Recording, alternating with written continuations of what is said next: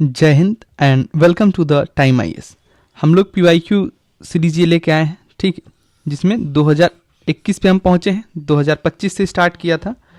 Time IAS जो है वो एक प्लेटफॉर्म है, कोई कोचिंग इंस्टीट्यूट नहीं है, और यहाँ पे आपको पैसिव लर्निंग नहीं करनी है, ठीक है। ये नहीं कि आप सिर्फ बैठ के लेक्चर्स देख रहे हैं, ठीक है।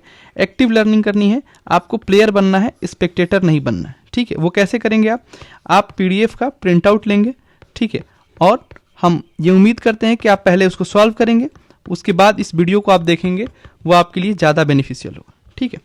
और यहाँ पे अगर ये मार्च का महीना है, आईएएस एस्पिरेंट्स के मार्च हैं, ठीक है। आपको बैठना पड़ेगा टेबल कुर्सी पे, खुद से सॉल्व करना पड़ेगा, उसके बाद आप इस देखेंगे, इसको सही रहेगा। और गांधी जी ने भी अंत में कह दिया था, डू और डाई, ठीक है। तो या तो अपने आप को पूरी तरह से जान लगा दो या इस एग्जाम को जाने दो, ठीक है। दो ही मंत्र है, ठीक है। अगर आपको करना है तो सीरियसली होकर आप इसको करें, ठीक। तो स्टार्ट करते हैं, अपने क्वेश्चंस थे। पहला क्वेश्चन है हमारा, गवर्नर जो होता है आरबीआई का, उसे अपॉइंट करता है सेंट्रल गवर्नमेंट, ठीक है। बिल्कुल सही स्टेटमेंट है। सर्टेन प्रोविजंस जो होते हैं, जो कॉन्स्टिट्यूशन में दिए हुए हैं, give the central government the right to issue directions to the RBI in public interest.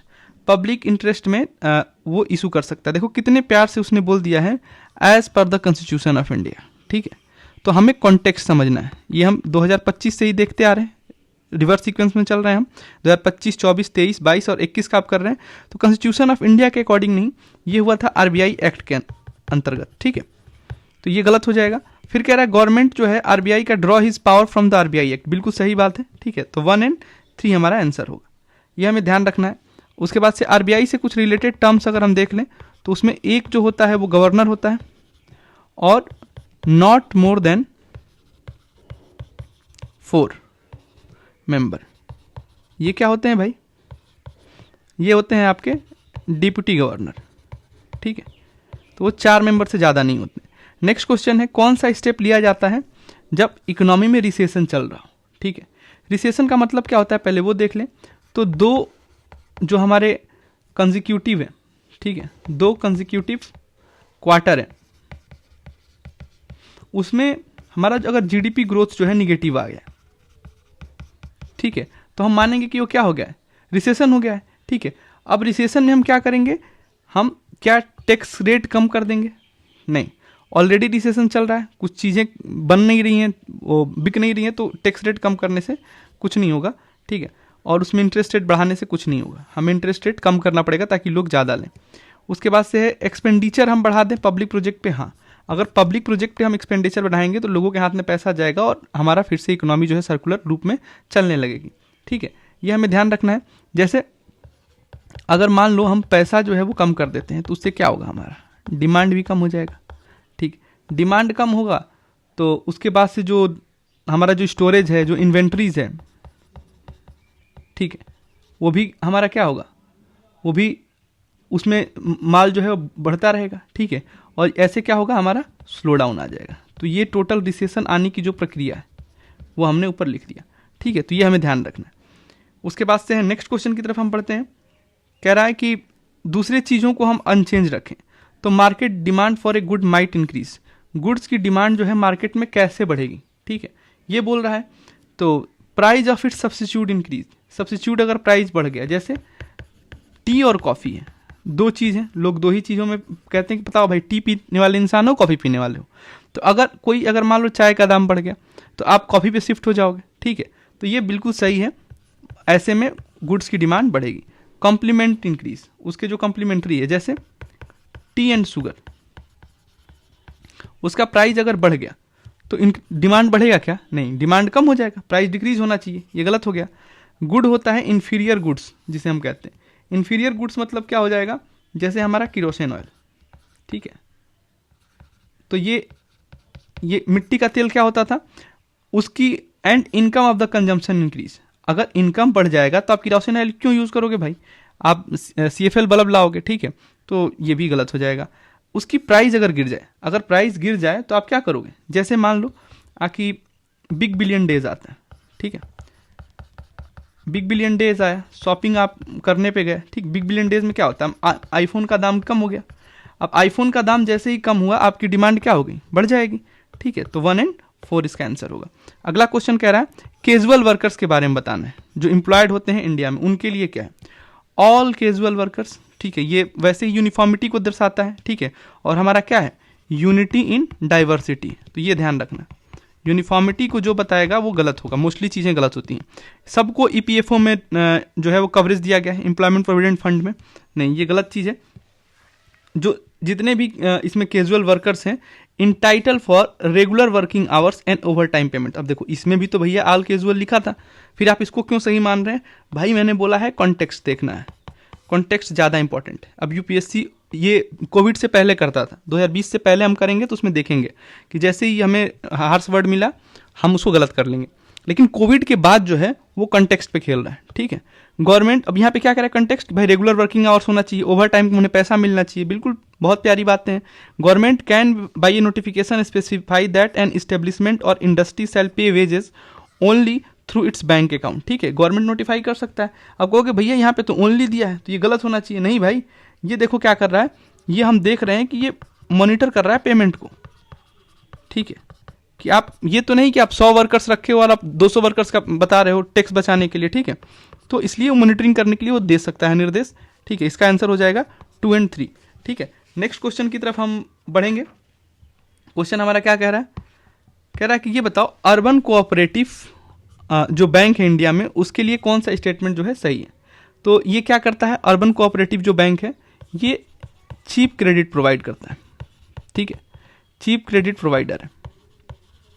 अब ये क्या करेगा, supervised and regulated by local boards set up by the state government, state government के बारे में बोला है, ठीक है। अच्छा, जब भी ये दे दे कि ये सेटअप जो है इस ऑर्गेनाइजेशन के अंदर है, इसको चेंज करना बहुत आसान है, ठीक है, तो ये स्टेट गवर्नमेंट के अंतर्गत नहीं आता है, ये गलत हो जाएगा।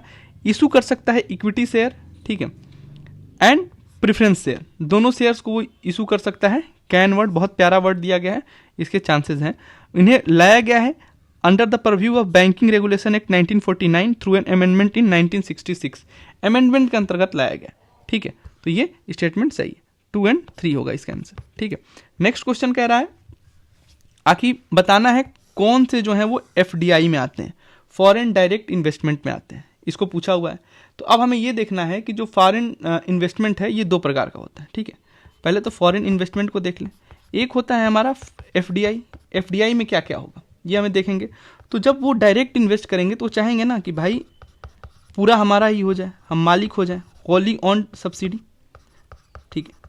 दूसरे में वो क्या करेंगे, जब वो डायरेक्ट इन्वेस्ट करेंगे तो वो या तो ज्वाइंट वेंचर में करेंगे कि भैया चलो हम किसी के साथ मिल के मालिकाना हक हम इसमें भी रखेंगे, ठीक है, या फिर उन्हें कोई कंपनी क्या करनी होगी, एक्विजिशन करनी होगी। ये आप मेरे साथ लिखते चलेंगे, ठीक है, ताकि नेक्स्ट ईयर में अगर इनसे रिलेटेड पूछे तो आपको मालूम होना चाहिए, ठीक है। ये 3 कंडीशन में क्या होता है, मोस्टली जो हमारे इंडिया में जो होता है एफडीआई होता है। उसके बाद होता है एक होता है हमारा पोर्टफोलियो इन्वेस्टमेंट, ठीक है। अब भाई वो किस बाला का नाम है वो भी देख लेते हैं हम, ठीक है। पोर्टफोलियो इन्वेस्टमेंट, पोर्टफोलियो इन्वेस्टमेंट में जैसे ये जीडीआर है, ग्लोबल डिपॉजिटरी रेशियो, ठीक है, ये हम ध्यान रखेंगे। और ये क्या है, FCCB, ठीक है।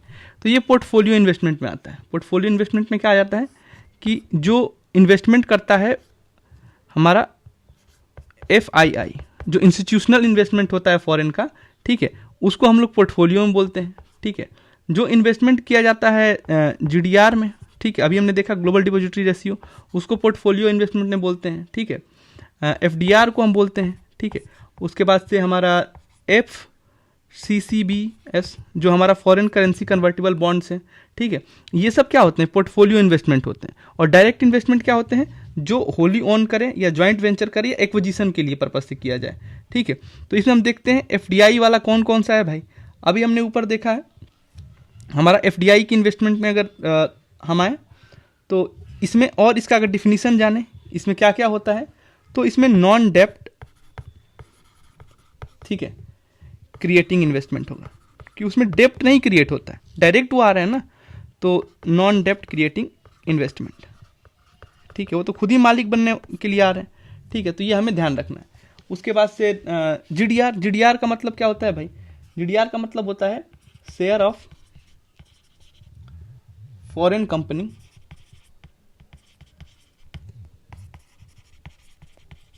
परचेज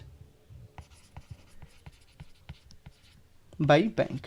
ठीक है, बैंक ने क्या किया, फॉरेन कंपनी के शेयर को परचेज कर लिया, उसी को हम क्या बोलेंगे, ग्लोबल डिपॉजिटरी रिसिप्ट। ठीक है, उसके बाद से कन्वर्टिबल बॉन्ड का मतलब क्या होता है, कि हम फॉरेन करेंसी में क्या कर रहे हैं, पैसा ले आ रहे हैं। ठीक है, तो रेज कर रहे हैं मनी इन फॉरेन करेंसी। ठीक है, तो ये हम इतनी चीजों का ध्यान रखेंगे। ठीक है, और ये 1 2 3 जो है ये सब किसके अंदर आता है, कैपिटल अकाउंट। ठीक है, तो ये जो कैपिटल अकाउंट के अंतर्गत आता है और इसमें एफडीआई जो है इन्वेस्टमेंट कर सकता है, इसलिए ये क्या होगा 1 2 और 3। तो हम ये ध्यान रखेंगे कि फॉरेन इन्वेस्टमेंट जो होते हैं वो दो प्रकार के होते हैं, एक हमारा एफडीआई होता है और दूसरा पोर्टफोलियो होता है। पोर्टफोलियो इन्वेस्टमेंट की तरफ किया जाता है, तो ये 1 2 3 जो है इसका आंसर होगा। जितनी भी हमने इसमें चीज़ें बताई नेक्स्ट ईयर क्वेश्चन इससे बन सकते हैं, इसलिए आप इसको नोट कर लें, यह आपके लिए ज़्यादा इंपॉर्टेंट है। ठीक है, उसके बाद से नेक्स्ट क्वेश्चन की तरफ हम लोग बढ़ते हैं। कह रहा है डिवेल्युएशन का इफेक्ट क्या होता है। ठीक है, तो पहले तो डिवेल्युएशन समझो भाई कि डिवेल्युएशन होता है क्या, तब तो उसका इफेक्ट समझ में आएगा। डिवेल्युएशन देखो क्या होता है, डिवेल्युएशन में ये है कि $1 बराबर मान लो 50 रुपया है। ठीक, अब फिर $1 बराबर हमने कर दिया 70 रुपया। ठीक, हमने ये क्या किया अपनी कंट्री को, जैसे हमने डेलिबरेटली कहा कि नहीं भाई अब तो हम कम करेंगे, ये आरबीआई ने जानबूझ के 50 से 70 पे ले आया अपने आप। ठीक है, तो हमने क्या किया, अपनी करेंसी हमारी मजबूत थी, हमने उसको जानबूझ के क्या किया, डिवैल्यू किया। ये मिडिल क्लास की मेंटालिटी होती है, अपनी चीज़ों को क्या बताना है, कम बताना होता है। ठीक है, अब जब हम डिवैल्यू करेंगे तो सेम, अच्छा ये क्यों हम बताते हैं, ताकि कंपटीशन में हम आगे निकले। ठीक है, तो हमारा प्रोडक्ट जो होगा जब वो विदेशी मार्केट में जाएगा, मान लो कि पहले जो हमारा एक प्रोडक्ट का कीमत जो था वो 150 रुपया था, 140 रुपये थे। ठीक है, तो लगभग पहले $3 में विदेश लोग खरीद पाते थे, अब $2 में खरीद लेंगे, तो हमारा प्रोडक्ट क्या हो गया, अगर हमारा प्रोडक्ट जो होगा मार्केट में क्या हो जाएगा, बिकम चीपर। ठीक है, हमारा प्रोडक्ट चीपर हो जाएगा, तो इसके लिए चाइना जो है वो जानबूझ के डिवेल्युएशन करता रहता है। ठीक है, तो उसी से रिलेटेड ये क्वेश्चन था।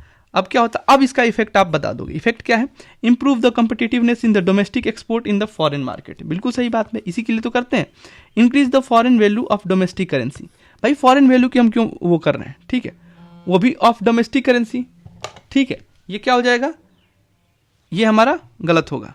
ठीक है, नेक्स्ट क्वेश्चन कह रहा है ट्रेड बैलेंस। भाई ट्रेड बैलेंस मुझे कैसे पता कि वो कितना भेज रहा है और हम कितना उसमें यूज कर रहे हैं, तो ये भी हमारा गलत हो जाएगा। इसका आंसर क्या हो जाएगा, 1 ओनली, ये हमें ध्यान रखना है। उसके बाद से क्या कह रहा है, आकि बॉन्ड यील्ड। ठीक है, कुछ टाइम के लिए मान लें कि चलो ट्रेड बैलेंस भी अगर सही हो सकता है, तो 1 और 3 एक साथ तो कहीं दिया नहीं है। ठीक है, इसलिए 1 ओनली ही होगा हमारा। ठीक है, ये ध्यान रखना है। इंडियन गवर्नमेंट बॉन्ड यील्ड, अब बॉन्ड यील्ड क्या होता है भाई, ये हमें जानना पड़ेगा। ठीक है, तो देखो मान लो कि कोई बॉन्ड है, उसका प्राइस कितना है, 100 रुपया। ठीक है, और हमने उसको बोला कि भाई 10% तुम्हें हर साल मिलेगा और 2 साल के लिए हम तुम्हारे पास रख रहे हैं। ठीक है, तो हम 2 साल बाद मिला 120 रुपया, हमें उसने दिया, वापस दे दिया। भाई 2 साल हो गए, तो हमने कितना रुपया उससे कमा लिया, 20 रुपया। ठीक है, 20 रुपया कमा लिया, यही होता है बॉन्ड यील्ड। ठीक है, और बॉन्ड यील्ड जो होता है वो इन्वर्सली प्रोपोर्शनल होता है किसके, बॉन्ड प्राइस के। जितना बॉन्ड प्राइस ज़्यादा होगा उतना बॉन्ड यील्ड क्या होगा, हमारा कम होगा। तो ये चीज़ें हमें ध्यान रखनी है। अब क्या कह रहा है कि इन्फ्लुएंस किससे होगा। ठीक है, जब भी ऐसा बात बोले कि क्लाइमेट चेंज जो है कुछ भी होता है, हम डाल देते हैं ना क्लाइमेट चेंज की वजह से हुआ है, वैसे इन्फ्लुएंस क्या है, इसकी जिम्मेदारी कौन है, तो भाई किसी पे डाल दो। यूएस रिजर्व, फेडरल रिजर्व में कोई चीज़ हो गया, बिल्कुल ये हमेशा इस पर क्या रखना है, जब ऐसी क्वेश्चन है वाइडर व्यू पॉइंट रखना है हमारा। ठीक है, तो क्या कह रहा है, एक्शन यूएस रिजर्व बिल्कुल, आरबीआई का एक्शन बिल्कुल, इन्फ्लेशन हो जाए, शॉर्ट टर्म बिल्कुल, सब इसमें ऑल ऑफ द अबव। हमारा एप्लीकेशन बेस्ड वाले क्वेश्चन को समझ लेना है और इसमें ऑल ऑफ द अबव हमारा चल जाएगा। ठीक है, अगला क्वेश्चन हमारा क्या कह रहा है कि बताना है कि कौन सा इफेक्ट जो है वो ब्लैक मनी जो है इंडिया में क्रिएशन कर रहा है, वो मेन कारण है परेशानी का हमारे सरकार के लिए।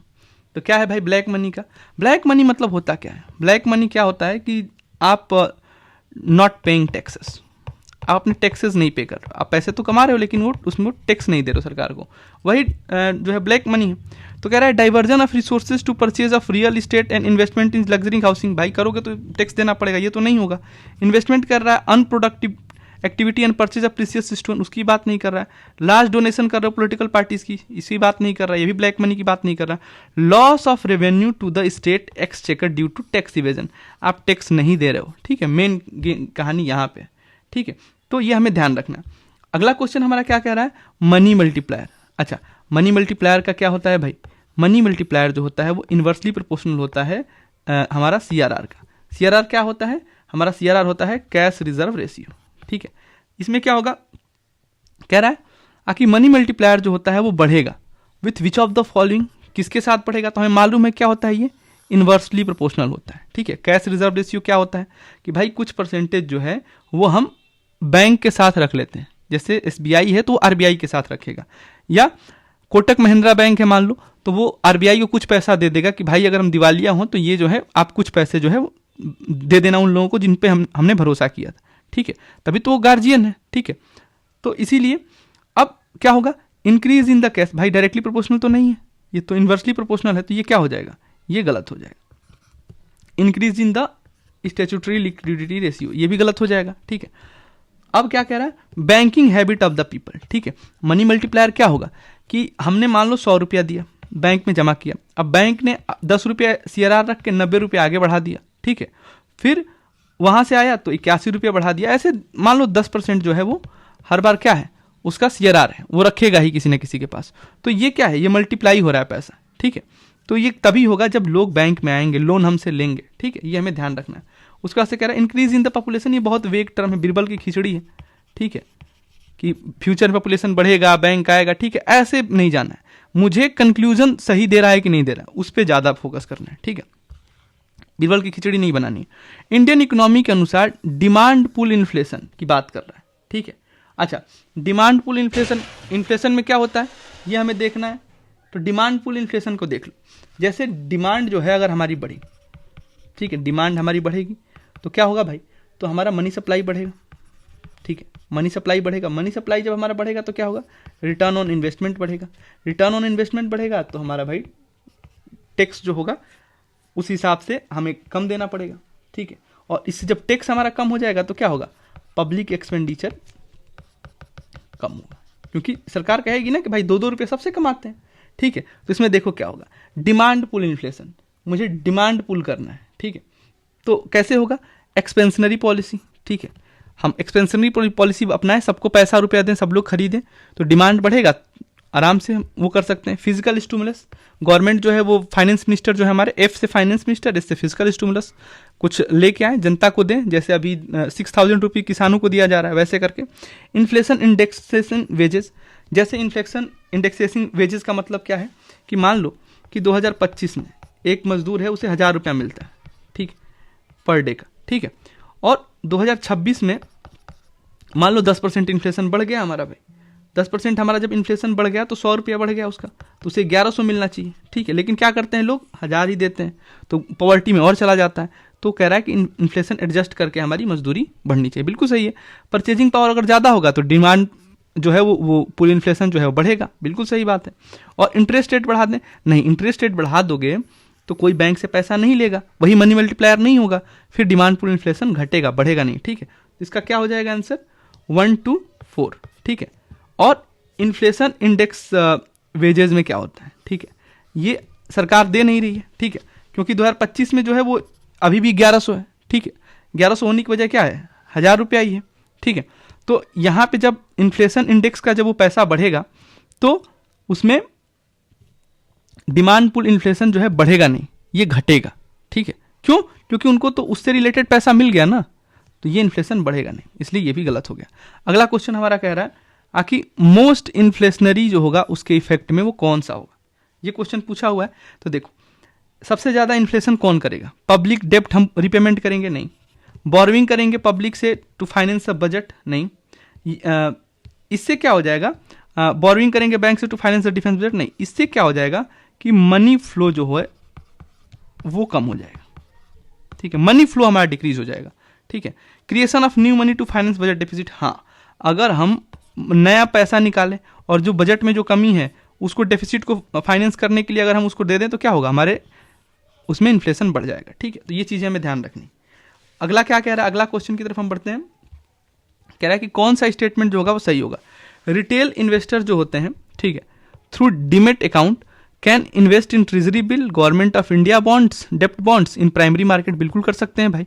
The negotiation dealing system order matching is a government security trading platform of the RBI, तो ये ध्यान रखना, अगली बार पूछ देगा कि ये जो है negotiation dealing system order matching ये किसका प्लेटफॉर्म है, तो आरबीआई का, ये ध्यान रखना है। सेंट्रल डिपॉजिटरी सर्विस लिमिटेड एक jointly promoted by RBI and Bombay stock exchange, ठीक है। तो नहीं, यहाँ पे क्या करेगा, आरबीआई नहीं है, इसमें बीएससी है, एसबीआई है, एचडीएफसी है, ठीक है, ठीक है। और सेंट्रल डिपॉजिटरी और सर्विस लिमिटेड क्या है भाई, ये हमारा सेकेंडरी मार्केट को दर्शाता है, ठीक है। तो इसमें हमारा एसबीआई, एचडीएफसी और बॉम्बे स्टॉक एक्सचेंज है, आरबीआई डायरेक्ट नहीं है, ठीक है। तो ये थर्ड चला गया, 1 और 2 आंसर होगा। सेंट्रल बैंक जो है हमारा, सेंट्रल बैंक कौन सा है, आरबीआई।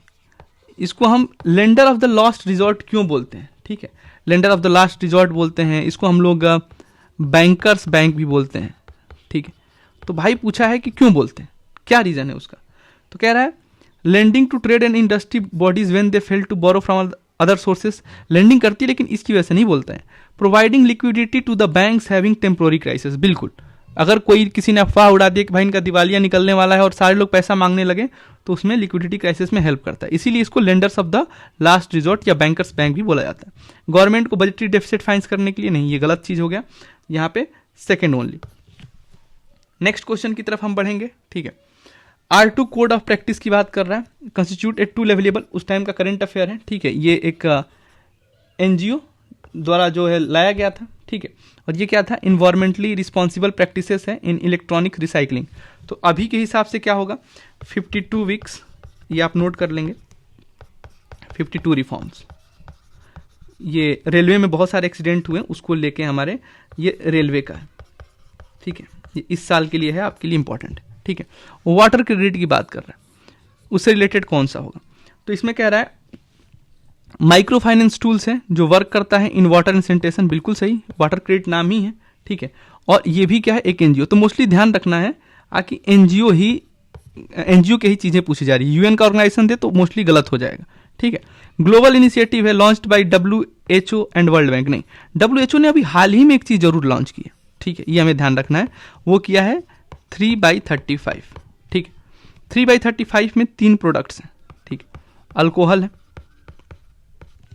टोबैको है, ये आपको नोट कर लेना है, और है सुगरी ड्रिंक्स जो हम कोको कोला वगैरह पीते हैं, वो चीज। इनको क्या करना है, इसमें 2 चीजें उसने बोली हैं, एक तो बोला है कि 1 बिलियन जो डॉलर है, सॉरी 1 बिलियन या 1 ट्रिलियन होगा, ठीक है, ये थोड़ा कंफ्यूज, लेकिन हाँ ये ध्यान रखना है, ये डॉलर जो है ये हमें नेक्स्ट डेकेड तक लाना है, ठीक है, कमाना है। और कैसे हम कमाएंगे, तो 50% जो है टैक्स हम इंक्रीज कर दें, ठीक है, बाई 2035, ठीक है, इन 3 प्रोडक्ट्स पे, ठीक है। WHO ने ये किया है, तो ये आप लिख लेंगे 3/35, ये इंपॉर्टेंट है। उसके बाद से कह रहा है इसका एम मोस्टली सही देता है, पुअर पीपल्स को उनके water needs without dependent on subsidies, तो बिल्कुल सही है। ऑर्गेनाइजेशन में हेर फेर करना उसके लिए स्वाभाविक बात है और छोटी चीज है, ये कर देगा, तो इसका आंसर क्या हो जाएगा, 1 और 3, ठीक है, ये हमें ध्यान रखना है। उसके बाद से नेक्स्ट क्वेश्चन की तरफ हम बढ़ते हैं, ठीक है। नेक्स्ट क्वेश्चन में क्या है भाई, ब्लू कार्बन। ब्लू कार्बन किसे कहते हैं, तो ब्लू मतलब वाटर जो ओशन और कोस्टल इकोसिस्टम से हो, ठीक है, और बायोमास और एग्रीकल्चर सॉइल से जो हो उसे हम क्या बोलते हैं, तो भाई ये फॉरेस्ट वगैरह क्या है, ये ग्रीन कलर का होता है, तो इसे हम लोग ग्रीन कार्बन बोलते हैं, ठीक है। नेचुरल गैस और पेट्रोलियम ये ब्लैक कलर का होता है, ठीक है, तो इसे हम लोग ब्लैक कार्बन बोलते हैं, ठीक है। और कार्बन जो है प्रेजेंट होता है एटमॉस्फेयर में, आपको कमेंट बॉक्स में बताना है कितना % जो है वो कार्बन जो है वो प्रेजेंट होता है एटमॉस्फेयर में, ठीक है, ये आप बताएंगे कमेंट बॉक्स में, ये ध्यान रखना।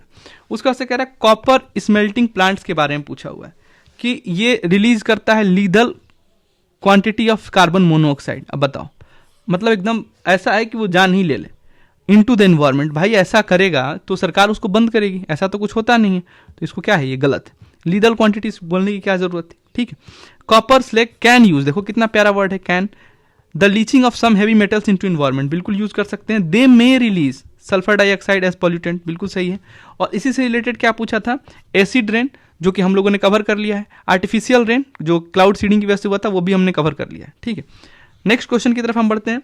कह रहा है नेचर में most likely to be found surviving on the surface without soil, ये कौन सा है जो सरफेस विदाउट सॉइल जो है वो फाउंड होता है, ठीक है। तो उसमें है लिकेन, लिकेन जो है और मूस, ये दो जो है वो फाउंड होते हैं।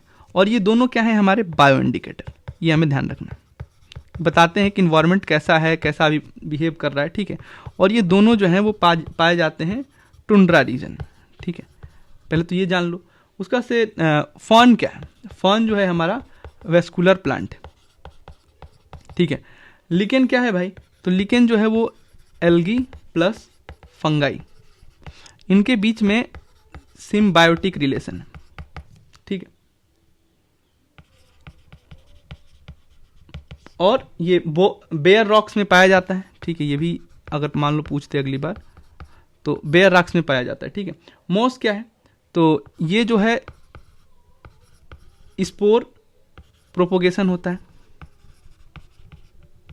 ठीक है। और ये नॉन वेस्कुलर प्लांट होता है, ठीक है। और मशरूम पे तो पूछ ही लिया था गुची, ठीक है। हम लोग अभी उसी को सॉल्व करके आ रहे हैं, तो ये आप ध्यान रखना। तो इसमें क्या हो जाएगा 2 और 3, जिस सरफेस विदाउट सॉइल ये बनते हैं। फर्नेंस ऑयल के बारे में क्वेश्चन पूछा है, कौन सा जो है वो सही है, ठीक है। तो वो है प्रोडक्ट ऑफ ऑयल रिफाइनरीज। कुछ इंडस्ट्री से पावर जनरेट के लिए देखो सम वर्ड यूज किया है, इसे यूज किया जाता है सल्फर इमिशन इनटू एनवायरनमेंट, बिल्कुल सही। तीनों जो है इसमें क्या स्टेटमेंट हमारे सही, ठीक है। ये हमें ध्यान रखना है। अच्छा, और एक इसमें कार्बन का कलर है ब्राउन, ब्राउन कलर का कार्बन जो है वो जो होता है जो ऑर्गेनिक मैटर से निकल के आता है, ठीक है। ब्राउन कार्बन अगर पूछते हैं, ठीक है, तो ऑर्गेनिक मैटर का जो स्मोक होता है उसको हम लोग ब्राउन कार्बन कहते हैं, ठीक है। तो ये चीजें आपको ध्यान रखनी। नेक्स्ट क्वेश्चन की तरफ हम बढ़ते हैं।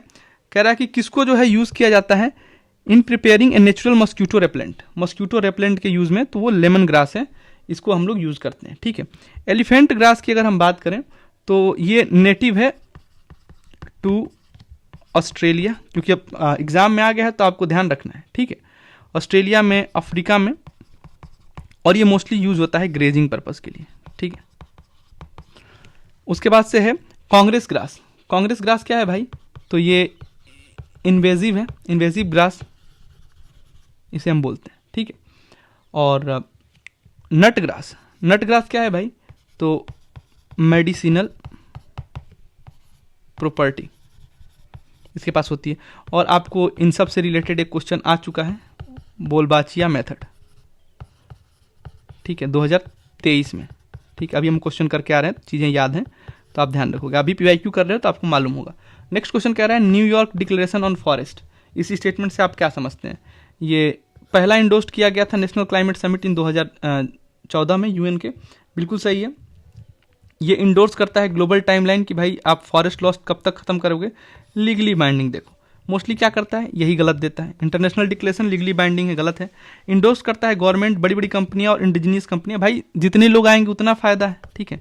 India was one of the signatory at its inception, देखो सिग्नेटरी होता तो फिर भी चलो ठीक है, एट इट्स इंसेप्शन, उसी टाइम पे, ठीक है। तो ये क्या हो जाएगा, गलत हो जाएगा। यहाँ पे क्या हमें आंसर मिलेगा 1 2 का 4। उसका से कह रहा है कौन से ऑर्गेनिज्म जो है यहाँ पे वो फूड चेन जो है वो प्राइमरी प्रोड्यूसर है फूड चेन ऑफ ओशन में, ठीक है। तो हम देखते हैं भाई कि प्राइमरी प्रोड्यूसर कौन कौन है। कॉपीपोड्स जो होते हैं वो एनिमल्स होते हैं, ठीक है।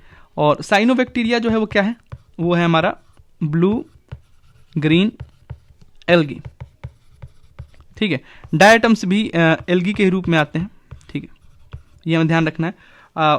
फॉर्मिन फेरा ये क्या होते हैं, ये सिंगल सेल ऑर्गेनिज्म होते हैं, ठीक है। तो ये हमें ध्यान रखना है। तो इसमें क्या हो जाएगा 2 और 3, ये दोनों जो है एल्गी हैं और इसीलिए ये क्या है, प्राइमरी प्रोड्यूसर हैं हमारे फूड चेन में, ठीक है। ये हमें ध्यान रखना। अगला क्वेश्चन हमारा कह रहा है कि मैग्नेटाइट पार्टिकल्स जो सस्पेक्टेड होते हैं to cause neuro degenerative problems, जो न्यूरो प्रॉब्लम्स क्रिएट करते हैं इन्वायरमेंट पोल्यूशन के लिए, तो कौन कौन सी चीजें जो है उसमें शामिल है, ठीक है। तो देखते हैं, इसमें हमें अगेन वाइडर थॉट हमें देना पड़ेगा। ब्रेक्स ऑफ मोटर व्हीकल्स, ठीक है, ये बिल्कुल हो सकता है। इंजन ऑफ मोटर व्हीकल्स बिल्कुल हो सकता है। Microwave stoves with in home, अब भाई तुझे ये विद इन होम लिखने की क्या जरूरत है, केवल स्टोव्स लिख देता तो चल जाता। विद इन होम जहां भी आपको डिटेलिंग दे, समझो कि वो गलत करने की कोशिश कर रहा है। डिटेलिंग जब भी देगा वो गलत करने की कोशिश करेगा, ठीक है, गलत हो गया। पावर प्लांट्स में बिल्कुल सही है, वाइडर हमें सोचना है, ये सही है। टेलीफोन लाइंस जो होते हैं उसमें कोई एमिशन नहीं होता, ठीक है, नियरली जीरो एमिशन, ठीक है, तो वहां से ये चीजें नहीं होंगी, और वो भी न्यूरो डिजेनरेटिव प्रॉब्लम्स है, ठीक है, तो ये हमें ध्यान रखना है। इसका आंसर हमारा बी होगा। कह रहा है कि रिड्यूस करना है chance of being captured by predators, predators से चांसेस कम हो। कौन सा ऑर्गेनिज्म जो है वो रोल अप होता है and protect their vulnerable parts, अपने वल्नरेबल पार्ट्स को बचाता है, ठीक है, तो इसमें हेडगियोग है और पेंगोलिन है, ठीक है, मरमोट्स जो हैं वो नहीं आते, ठीक है, तो ये थोड़ा सा टिपिकल क्वेश्चन है, और वैसे भी ऑल ऑफ द अबव नहीं दिया, ठीक है, तो हम ऑल ऑफ द अबव की तरफ नहीं जाएंगे, ठीक है। और ये ध्यान रखना है पेंगोलिन के लिए क्या होता है कि ये मोस्ट ट्रैफिक मैमल है इन द वर्ल्ड, तो अगर पूछ दे आगे चल के तो आपको ये पता होना चाहिए, ठीक है। नेक्स्ट क्वेश्चन की तरफ हम बढ़ते हैं। कह रहा है कि कौन सा जो है वो फिल्टर फीडर है। फिल्टर फीडर जो है वो ओएस्टर है, ठीक है, ये फीड होता है by pumping water from gills. पेलिसेन क्या होता है, ये एक एक्वेटिक बर्ड है। आपसे पूछ लिया था एक बार कि इंसेक्ट है कि क्या है, बर्ड है, तो ऐसे ही आगे आपसे पूछ लिया कि पेलिकेन क्या है, तो वो एक बर्ड है, ठीक है। बाकी हम इन दोनों के बारे में पढ़ चुके हैं ऊपर। कॉमन कार्बन मैट्रिक जो है सपोर्टेड बाय यूएनईपी, ठीक है, तो ऑर्गेनाइजेशन किसी भी चीज का पढ़ना है तो ऑर्गेनाइजेशन पढ़ना है। अब यूएनईपी के बारे में थोड़ा बहुत हम लोग जान लेते हैं। इसका हेडक्वार्टर कहाँ है भाई, हेडक्वार्टर है इसका नैरोबी, केनिया, ठीक है, मोस्टली स्विट्जरलैंड और वहां होता है, तो ये आपको ध्यान रखना है। और इसका एस्टेब्लिशमेंट कब हुआ था ये भी पूछ सकता है। इसका एस्टेब्लिशमेंट हुआ था 1972 में यूएन स्टॉकहोम, ठीक है, यूएन स्टॉकहोम कन्वेंशन में, ठीक है। तो कह रहा है कि डेवलप्ड फॉर, ये किस चीज के लिए डेवलप किया गया है, assess the carbon footprints of building operation around the world, बिल्कुल सही है। कॉमन कार्बन मेट्रिक जो है वो इसी के लिए, एसेस करने के लिए, carbon footprints, carbon metric meter है, नापने के लिए काम किया गया है, ठीक है, तो वर्ड्स को ब्रेक डाउन करना है, ठीक है। कमर्शियल फार्मिंग इन टाइटल, भाई फार्मिंग कोई बात ही नहीं कर रहा है, ठीक है। Government to assess overall carbon footprints caused by their countries, भाई देयर कंट्रीज वो भी यूएन करेगा, अलग अलग उनके सबके लिए होगा ना, यूएन कर रहा है तो बड़ी चीजों पे करेगा। उसके बाद से नेक्स्ट क्वेश्चन कह रहा है कि कौन सा जो है बायोकेमिकल साइकिल है, ठीक है, जिसमें वेदरिंग ऑफ रॉक जो होता है मेन सोर्स होता है न्यूट्रिएंट्स रिलीज करने का उस साइकिल में, ठीक है। सभी को हमको मालूम है क्या है, फॉस्फोरस साइकिल है, ठीक है। ये बाकी सब क्या है, ये गैस का साइकिल है, ये हमें ध्यान रखना है, ठीक है। और ये क्या है, ये रॉक साइकिल है, तो इससे भी आप क्लियर कर सकते थे, ठीक है। अगर नहीं है तो आप नोट कर लें इसको, और इन सारे साइकिल्स के बारे में आप पढ़ के जाएं अच्छे से, ताकि आपकी एग्जाम में आए तो आप आसानी से चीज़ों को कर पाए। कह रहा है कि सिम्बायोटिक रिलेशनशिप, मतलब एक दूसरे के साथ मिलजुल के जो है रिश्ता आगे बढ़ाते हैं, चलाते हैं, उस कौन कौन से जानवर जो हैं, करेक्ट आंसर दिया हुआ है, ठीक है। तो पहला है सिंड्रेंस, ये जो होते हैं ये एक्वेटिक एनिमल होते हैं, ठीक है। और जैसे एग्जाम्पल अगर हम ले लें तो जेलीफिश, ठीक है, तो ये बिल्कुल ये करते हैं। फंगाई हम सबको मालूम है, अभी हमने ऊपर पढ़ा था, वो करते हैं। प्रोटोजोआस जो हैं बिल्कुल करते हैं, और इसमें जो मलेरिया के जो मॉस्किटोज हैं, ठीक है, इन्हीं की वजह से होते हैं, तो वो ध्यान रखना है, ठीक है। अगर पूछते तो मलेरिया प्रोटोजोआ हमें ध्यान रखना है, ठीक है। तो 1 2 3 उसके बाद से कह रहा है कि डिट्रियोवोर्स ये क्या होते हैं, ठीक है, और कौन से इसमें जो है वो डिट्रियोवोर्स हैं। तो अर्थवॉर्म्स को हम लोग क्या बोलते हैं, इसको हम लोग एक और नाम से जानते हैं, फार्मर्स फ्रेंड, ठीक। जेलीफिश ये सेकेंडरी कंज्यूमर है, ठीक है, अगर आ जाए तो आपको ये ध्यान रखना है, ठीक है। उसके बाद से सी हॉर्स, अब भाई ये पूछा जा चुका है, ये भी फिश है और ये भी क्या है, सेकेंडरी कंज्यूमर है। वुडलाइस, वुडलाइस क्या होता है, ये जो है फीड ऑन प्लैंकटन, ठीक है, प्लैंकटन पे फीड करते हैं। तो इसमें पूछ रहा है कि कौन कौन से जो है वो डेट्रियोवोर्स होंगे, तो ये होगा हमारा 1 3 और 5, ठीक है। तो ये हमें ध्यान रखना है, बेसिक चीजें हैं, हमें ध्यान रखना है। उसके बाद से नेक्स्ट क्वेश्चन की तरफ हम बढ़ रहे हैं। कह रहा है कि 64 योगिनी टेम्पल जो है, जो कि मोरेना में सिचुएटेड है, ठीक है। तो ये 64 योगिनी टेम्पल बनाया किसने था, पहले तो ये जान लो। ये बनाए थे देवपाला जी द्वारा, ठीक है। और मोरेना कहाँ पे है भाई, ये एमपी में है, ये भी हमें मालूम होना चाहिए। तो इसमें पूछ रहा है कि कौन सा स्टेटमेंट जो दिया है वो सही है। सर्कुलर टेम्पल है, ये कंचा पगटा डायनेस्टी के द्वारा बनाया गया था, बिल्कुल सही है। ओनली सर्कुलर टेम्पल, भाई क्या ये संभव है कि इकलौता यही हो, और भी तो कोई होगा।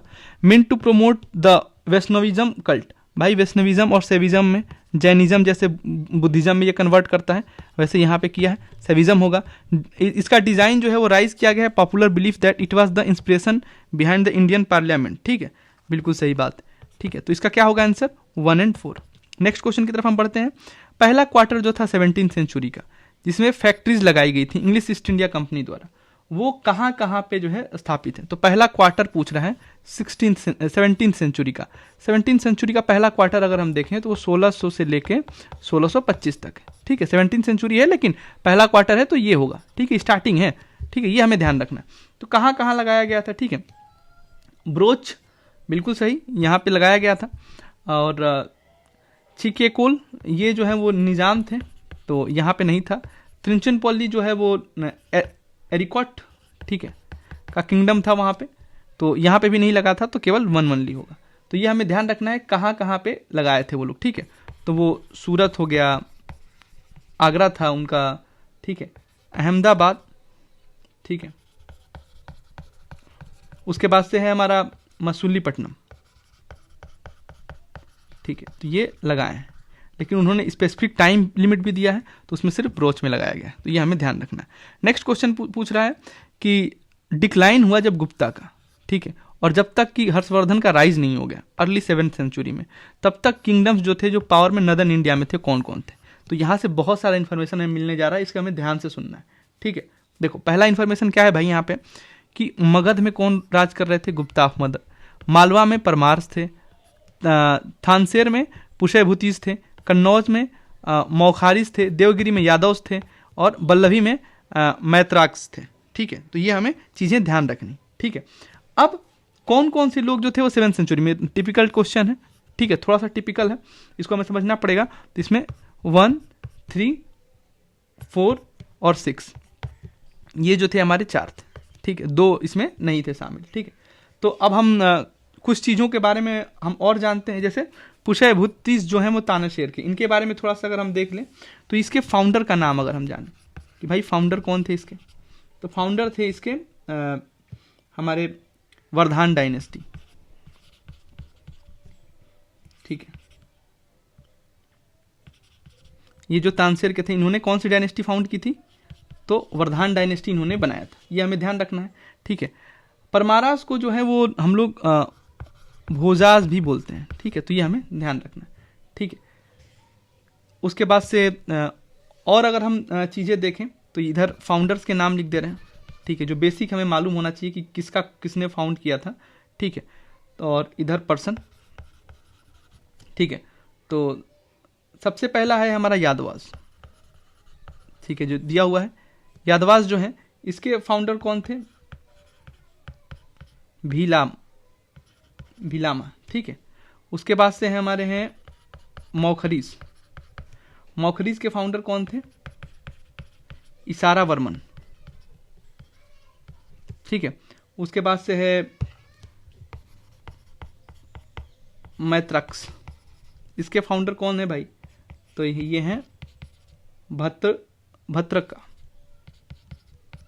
ठीक है। तो ये हमें ध्यान रखना है चीज़ों को, ठीक है। ये हम यहाँ पे फाउंडर्स के नाम हमने नोट कर लिए, ठीक है। और जो परमाराज हैं ऑफ मालवास, इनके फाउंडर अगर देखा जाए तो उपेंद्र जी हैं, ठीक है, ये हमें ध्यान रखना है। उसके बाद से नेक्स्ट क्वेश्चन की अगर हम बात करें, ठीक है, इतना मोर देन सफिशिएंट है। कह रहा है कौन सा एनिसेंट टाउन है जिसे हम वेल नोन जानते थे for its elaborative system of water harvesting और बिल्डिंग्स की जो मैनेजमेंट है, डैम्स और चैनलाइज किया गया है वाटर को कनेक्टेड रिजर्वायर में, वो था हमारा धोलावीरा। धोलावीरा जो है हमारा रन ऑफ कच्छ, ठीक है। और किस नदी के किनारे था यही पूछ सकता है, तो नियर लूनी रिवर, ठीक है, ये हमें ध्यान रखना है। कालीबंगन ये कहाँ पे था भाई, तो घाघरा रिवर के किनारे, ठीक है।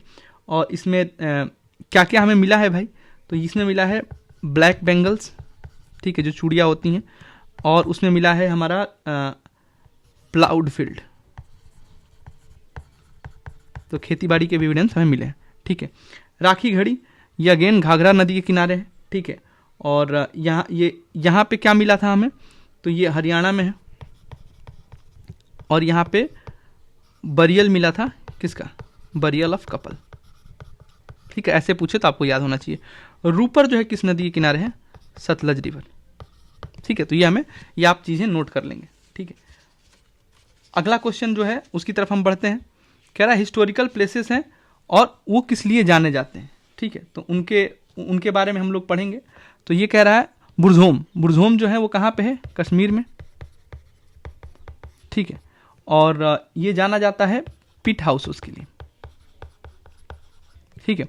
और चंद्रकेतुगढ़ जो है वो वेस्ट बंगाल में है, अगर स्टेट भी दे दे तो आपको ध्यान रखना है, टेराकोटा आर्ट्स के लिए। गणेश्वर जो है वो हमारा है राजस्थान में, ये कॉपर आर्टिफैक्ट के लिए जाना जाता है। 2 और 3 हमारा सही होगा, ठीक है।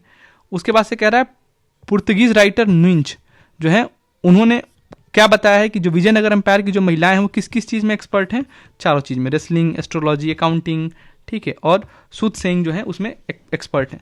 नुंजी आए किसके टाइम पे थे, ये पूछ सकता है। तो जब वो आए थे तो उस टाइम पे अच्युत देव राय जो है ये उस टाइम पे हमारे विजयनगर एम्पायर को रूल कर रहे थे, तो ये हमें ध्यान रखना, ठीक है। नेक्स्ट क्वेश्चन की तरफ हम बढ़ते हैं। कह रहा है कि मदनपल्ले जो है वो आंध्र प्रदेश का, उसमें कौन सा स्टेटमेंट जो है वो सही है, ठीक है। तो अच्छा, कुछ चीज़ें हैं जो आपको ध्यान रखनी है। पिंगली वेंकैया इन्होंने क्या डिज़ाइन किया था, ट्राई कलर, ठीक है, क्योंकि अभी जो है बहुत सारा विवाद हुआ है नेशनल सॉन्ग्स को लेके, ठीक है। तो उसमें जो है वंदे मातरम को लेके चीज़ें हुई हैं, तो आने की संभावना है। पट्टा भाई सीतारामैया जो है वो क्विट इंडिया मूवमेंट कहाँ से लीड किए थे, आंध्रा से, ठीक है। क्विट इंडिया मूवमेंट से पिछली बार क्वेश्चन आए थे तो इंपॉर्टेंट हो जाता है। रविन्द्रनाथ टैगोर जो है वो नेशनल एंथम को ट्रांसलेट किए थे बंगाली से इंग्लिश में, यहीं पे मंडनपल्ले आंध्र प्रदेश में बैठ के उन्होंने किया था। तो ये हमें ध्यान रखना है, क्लास 6 की पॉलिटी के एनसीईआरटी में दिया है, ठीक है। तो ये हमें ध्यान रखना है। उसके बाद से और 1911 में कलकत्ता सेशन में इन्होंने ये गाया भी है, ठीक है। तो ये भी इंपॉर्टेंट हो जाता है। उसके बाद से है मैडम बाल्टेस्काई और कर्नल ऑलकट, इनके बारे में बोला जाए तो इन्होंने क्या बनाया था, थियोसफिकल सोसाइटी, ठीक है। ये हमारे यहाँ के जो चीज़ें हैं उनसे बहुत प्रभावित थे, और इसका हेडक्वार्टर जो है थियोसफिकल सोसाइटी का हेडक्वार्टर की अगर हम बात करें तो वो अडयार, तमिलनाडु में, ठीक है। तो ये आपको चीज़ें ध्यान रखनी है। नेक्स्ट क्वेश्चन बोल रहा है आखिर कौन सा स्टेटमेंट सही है। During the reign of Iltutmish, ठीक है, चंगेज खान जो है इंडस तक आता है इन परस्यूट ऑफ फ्यूगेटिव ख्वारिज़्म प्रिंस जो थे उनका नाम था जलालुद्दीन, ठीक है, बिल्कुल सही है। उसके बाद से नेक्स्ट क्वेश्चन कह रहा है कि it was the during the reign of Mohammad bin Tughlaq that Timur occupied Multan and crosses the Indus, ठीक है। नहीं, ये स्टेटमेंट गलत है, उनके टाइम पे नहीं था। It was during the reign of Devaraya second की बात बोल रहा है विजयनगर एम्पायर में, जब वास्को डी गामा जो है केरला पहुंचा था। नहीं, उस टाइम पे देवराया सेकंड नहीं थे, उस टाइम पे जो थे नरसिम्ह। अगर अगली बार पूछते कि नरसिम्ह राया, ठीक है, जब वास्को डी गामा आया था तो कौन थे विजयनगर एम्पायर के किंग, तो आपको ध्यान रखना है नरसिम्ह राया थे, ठीक है। तो ये इसमें 1 ओनली होगा, ठीक है। उसके बाद से अच्छा, और एक चीज़ और ध्यान रखनी है कि जो बाबर हैं, ठीक है, और गुरु नानक देव, ये पूछ देगा कि अकबर क्या कंटेम्प्रेरी थे, नहीं, बाबर, गुरु नानक देव, ठीक, और कृष्ण देव राया, ये तीनों क्या है, एक दूसरे के कंटेम्प्रेरी। अगर कंटेम्प्रेरी में बहुत से मोस्टली क्वेश्चन गलत होते हैं, लेकिन अगर इनका कंटेम्प्रेरी पूछे, ठीक है, तो आपको सही लगा के आना है, ठीक है। हाँ भाई, ये तीनों एक दूसरे के क्या थे, कंटेम्प्रेरी थे, ये हमें ध्यान रखना है, ठीक। नेक्स्ट क्वेश्चन कह रहा है सेंट फ्रांसिस जेवियर्स जो थे one of the founding member थे ऑफ द जीसस ऑर्डर, बिल्कुल सही है। ये गोवा में डाइड हुए थे और इनके नाम पे एक चर्च, नहीं ये गोवा में नहीं चाइना में मरे थे, ठीक है, और चर्च उनके नाम पे है लेकिन गोवा में नहीं चाइना में मरे थे, गलत हो जाएगा। फीस्ट जो होता है सेंट फ्रांसिस जेवियर्स का वो गोवा में हर एक साल मनाया जाता है, बिल्कुल सही है। 1 और 3 इसका आंसर होगा। हिस्ट्री के हिसाब से एंशिएंट इंडिया में भावभूति हस्तिमला और केशवरा ये फेमस किस लिए हैं? क्योंकि इन्होंने प्लेराइट लिखा है। ठीक है, अब प्लेराइट इन्होंने लिखा है, अब ये किस किस के कोर्ट पोएट थे ये हमें जान लेते हैं। भावभूति जो थे वो कोर्ट पोएट थे यशोवर्मन के। ठीक है, हस्तिमला जो थे वो हमारे कन्नड़ पोएट थे और ये होशियाला किंगडम के थे कोर्ट पोएट। ठीक है, और कन्नड़ पोएट। ठीक है, ये हमें ध्यान रखना है। और ये कौन से थे? ये संस्कृत में कविता करते थे।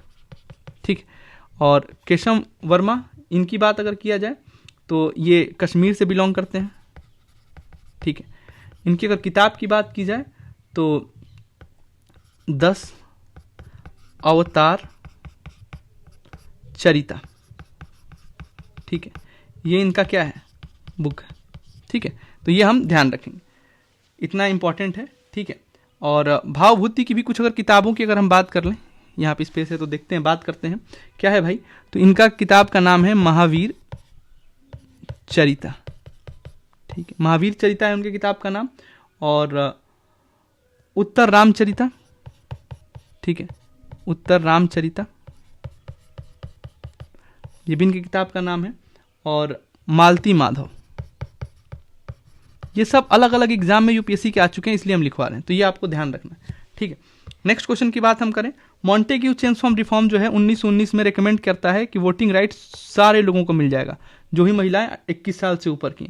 भाई वो अपने यहाँ नहीं दे पाए थे, ठीक है, तो हमारे यहाँ क्या देंगे?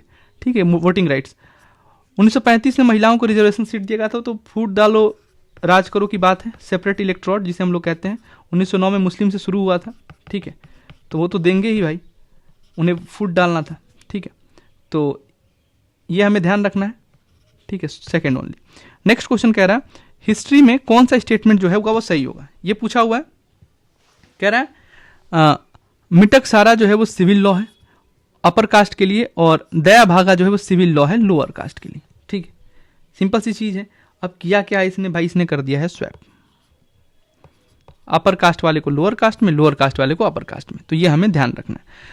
मिटक सारा सिस्टम में क्या होता है ये हमें जानना है कि सन जो होता है वो क्लेम कर सकता है प्रॉपर्टी के राइट्स में अपने माता पिता के रहते हुए ही। ठीक है, और जबकि दया भागा सिस्टम में क्या होता है कि only after the death of the father son जो है वो क्लेम करेगा राइट टू प्रॉपर्टी।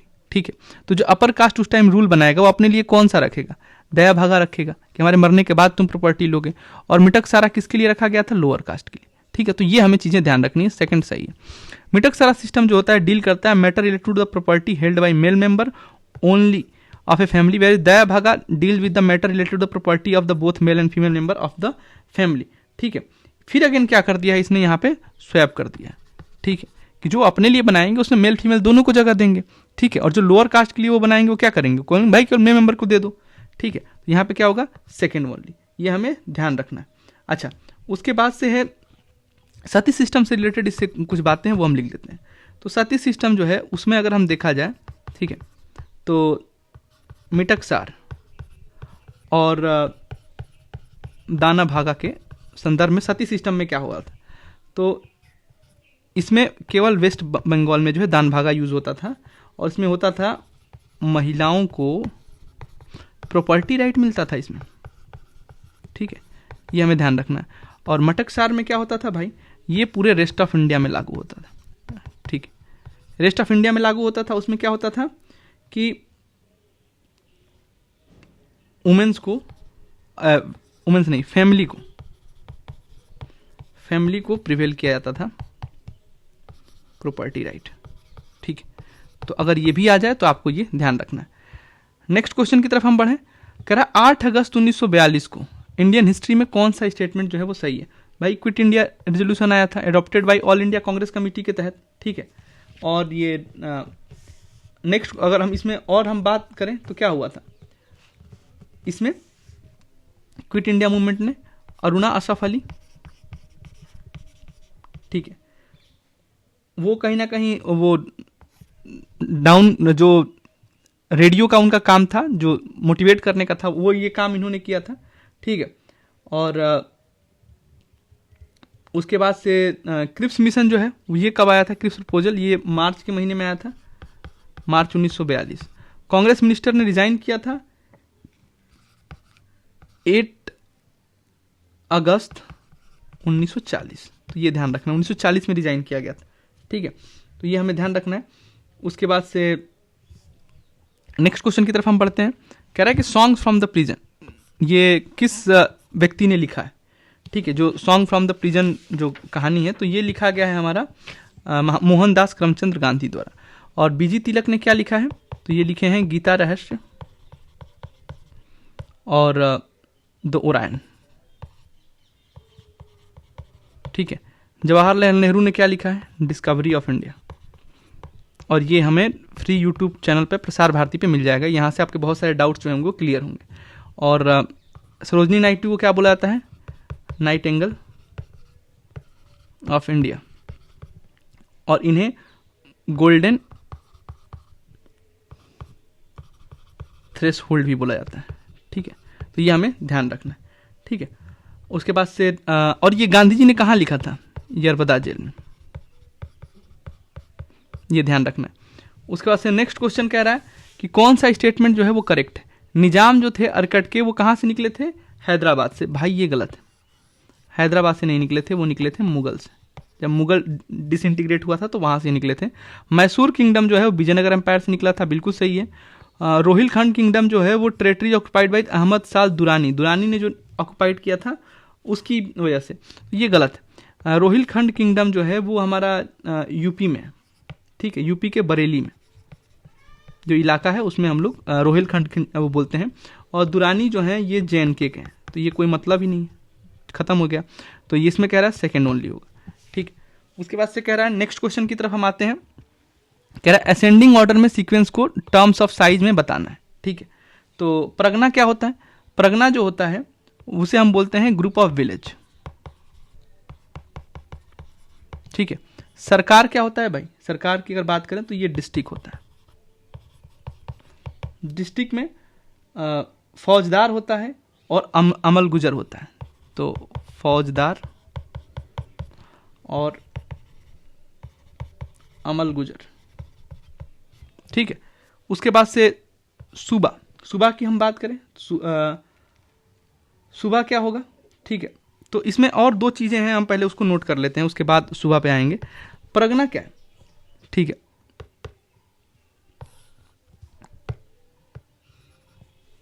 ठीक है, तो अभी परगने पे हम थोड़ा सा और इसको हम देखते हैं। तो परगना में जो है ना वो सिकदार होते हैं। ठीक है, सिकदार जो होते हैं वो एडमिनिस्ट्रेशन को देखते हैं, उन्हें आपको ध्यान रखना है। और विलेज लेवल में अगर देखा जाए, ठीक है, विलेज लेवल में होते हैं मुकद्दम। ये क्या देखते हैं, विलेज लेवल पे जो एडमिनिस्ट्रेशन को देखते हैं उसे हम लोग बोलते हैं मुकद्दम। तो ये हमें ध्यान रखना है। तो इसका आंसर क्या होगा, पहले परगना गांव का, फिर डिस्ट्रिक्ट, फिर ठीक है, फिर तो स्टेट पे आ ही गए। ठीक है, ये स्टेट हो जाता है, ये हम समझ में आ गया। उसके बाद से कौन सा स्टेटमेंट जो है वो सही है इससे रिलेटेड, कह रहा है अजंता केव जो होता है वो जॉर्ज ऑफ वघोरा रिवर। तो ये ध्यान रखना है, वघोरा रिवर, ये पूछ सकता है अगली बार। ए स्टेटमेंट बिल्कुल सही है। सांचू स्तूपा जो है वो जॉर्ज ऑफ चंबल, चंबल नहीं है भाई, वो वहां पे बेतवा रिवर पे।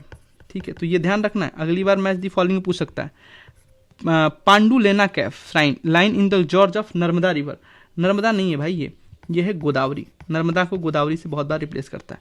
अमरावती स्तूपा जो है वो गोदावरी रिवर, नहीं भाई गोदावरी नहीं है, ये है कृष्णा। ठीक है, तो ये आपको नोट कर लेना।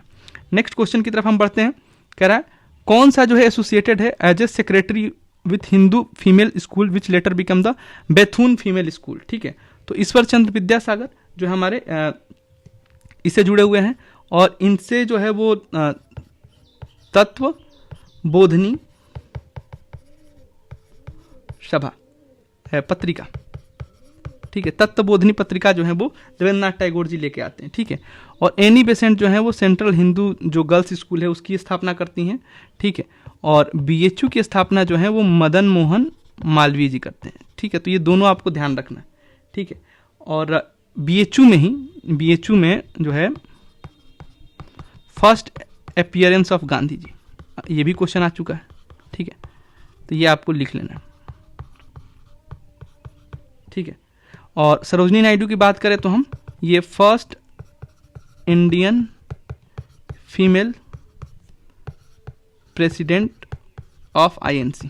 ठीक है, पहला अगर फीमेल प्रेसिडेंट बोलेगा तो एनी बेसेंट है, लेकिन अगर फर्स्ट इंडियन फीमेल पूछे बोलेगा तो सरोजनी नायडू है। ये छोटी चीज़ें हैं लेकिन आपको ध्यान रखनी, जल्दी जल्दी पढ़ के आप निकलते हो तो पता नहीं चलता। यहाँ कह रहा है 21 फरवरी जो है वो डिक्लेयर किया गया international mother language day by UNICEF. तो यूनिसेफ नहीं है, यहाँ पे यूनेस्को ने, यूनेस्को जो है डिक्लेयर डेट करता है, तो आगे से आपको ध्यान रखना है, ठीक है। The demand that Bangla has to be one of the national language was raised by the constituent assembly of Pakistan. Pakistan में ये उठा था मुद्दा, ठीक है, बिल्कुल सही बात है। तो इसमें क्या हो जाएगा हमारा, इसका आंसर जो होगा 2 ओनली। अगला कह रहा है आकि कॉलोनियल इंडिया में शाहनवाज खान, प्रेम कुमार सहगल और गुरबख्श सिंह ढिल्लोन, ये किससे रिलेटेड हैं? तो ये सब जो हैं वो इंडियन नेशनल आर्मी के मेंबर्स थे, ठीक है। यहाँ पे जो है वो लाल किले पे इनका ट्रायल चला था, ठीक है। तो उसको लेके हमें ये चीज़ ध्यान रखनी है। उसके बाद से ड्राफ्टिंग कमेटी के मेंबर्स, ये कौन कौन है भाई, तो इनको हम लोग देख लेते हैं। ड्राफ्टिंग कमेटी के मेंबर्स जो थे वो कौन कौन से, तो सबसे पहले जो थे उनके चेयरमैन की हम बात करते हैं, ठीक है। तो चेयरमैन थे हमारे बी आर अम्बेडकर साहब, ठीक है, ठीक है। आप मेरे साथ लिखते चलेंगे, ज़्यादा आपके लिए आसान रहेगा। अलाइदी कृष्णा अयर, ठीक है। तीसरे अगर देखें तो एन गोपाल स्वामी, ठीक, और ये तो चेयरमैन ही थे हमारे, ठीक है। उसके बाद से अगला जो है हमारे के एम मुंशी, ठीक है। उसके बाद से हैं नेक्स्ट हम उसमें जाएं तो मोहम्मद शदीउल्लाह,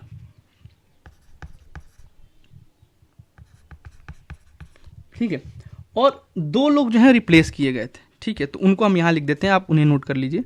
जो छठे थे, 7 लोगों के मेंबर थी, जो छठे थे बी एल मित्तल, ये रिप्लेस किए गए थे, रिप्लेस्ड बाई, ठीक है, एम माधव राव, ठीक है। और सातवें जो थे हमारे डीपी खेतान, ठीक है। डीपी खेतान क्या हुए थे भाई, इनको रिप्लेस किया गया था बाई टीटी कृष्णमचारी, ठीक है। कृष्णमचारी द्वारा इनको कृष्णमचार्य थे, ठीक है, डीडी कृष्णमचार्य, इनके द्वारा जो है इनको रिप्लेस किया गया था, तो ये हमें ध्यान रखना है, ठीक है। अच्छा, एमएम और टीटी ये बाद में आए थे, ये ध्यान रखना है, 2 लेटर एक साथ आ जाए तो ये बाद में आए थे, ठीक है। तो ये जो है वो 7 लोग हैं जो लाया गया है, ठीक है। उसके बाद से स्वदेशी और बाइकॉट, ये हमें सबको मालूम है, पार्टीशन ऑफ बंगाल, ठीक है, वहाँ से हम लोगों ने इसको लिया, स्टार्ट हुआ है, ठीक है। तो इस पर भी आ सकता है, ठीक है। और इंटरिम गवर्नमेंट में कौन किस पोस्ट पे था ये पूछा जा चुका है, डिफेंस मिनिस्टर कौन थे, ठीक है, फॉरेन कौन थे उस टाइम पे, तो ये चीज़ें आपको थोड़ी सी ध्यान रखनी है, ठीक है। जो हमारा 50 क्वेश्चंस थे हम लोगों ने जो लिया था वो कंप्लीट किया, ठीक है। एस्पिरेंट्स मार्च चल रहा है 2026 से के लिए, और डू और डाई PYQ सीरीज में हम लोगों ने कर लिया, ठीक है। अब आपको क्या करना है, आपको अपने लाइफ को लाइक करना है, ठीक है। आपको शेयर क्या करना है, शेयर जो है हैप्पीनेस को करना है, ठीक है। सब्सक्राइब किसे करना है, ठीक है। देखो, सत्ता का खेल चलता रहेगा, सरकारें आएंगी जाएंगी, पार्टियां बनेंगी बिगड़ेंगी, ये देश रहना चाहिए, इस देश का लोकतंत्र रहना चाहिए, ठीक है। तो वैसे ही आपको सब्सक्राइब करना है अपने फैमिली फर्स्ट को, ठीक है। जब कोई नहीं था तब भी फैमिली थी, जब सब कुछ रहेगा तब भी फैमिली रहेगी, ठीक है। और वहाँ से आप नेशन फर्स्ट, ये हमारा देश भी एक परिवार है, ठीक है। लेकिन आप अपने छोटे से परिवार से शुरू करेंगे तो ही आप देश के परिवार के रूप में जाने जाएंगे, ठीक है। उसके बाद से कमेंट कहाँ करना है, जब आपको मंच मिले या माइक मिले, ठीक है, या फिर फैमिली में भी लग रहा है कि आपके बोलने से कुछ चीज़ें चेंज होंगी तो आपको वहाँ बोलना चाहिए, ठीक है। क्योंकि उन्होंने सबसे ज़्यादा आप पे क्या किया है, इन्वेस्ट किया है, तो आपको उसको क्या नहीं करना है, वेस्ट नहीं करना है, ठीक है। This is all from my side. Again, time IAS एक प्लेटफॉर्म है, कोई कोचिंग इंस्टीट्यूट नहीं है, और यहाँ पे आपको प्लेयर बनना है, आप केवल पैसिव लर्निंग नहीं करनी है, PDF प्रिंट आउट लेके खुद से सॉल्व करना है, और आप बैठ के जब जितनी देर आप कुर्सी पे बैठे रहेंगे उतने ज़्यादा चांसेस हैं आपको कुर्सी मिलने के, ठीक है। और ये हमारा डू और डाई PYQ सीरीज जो है चलता रहेगा, नेक्स्ट एपिसोड में मिलते हैं, ठीक है। तब तक के लिए जय हिंद and thank you for your patience listening.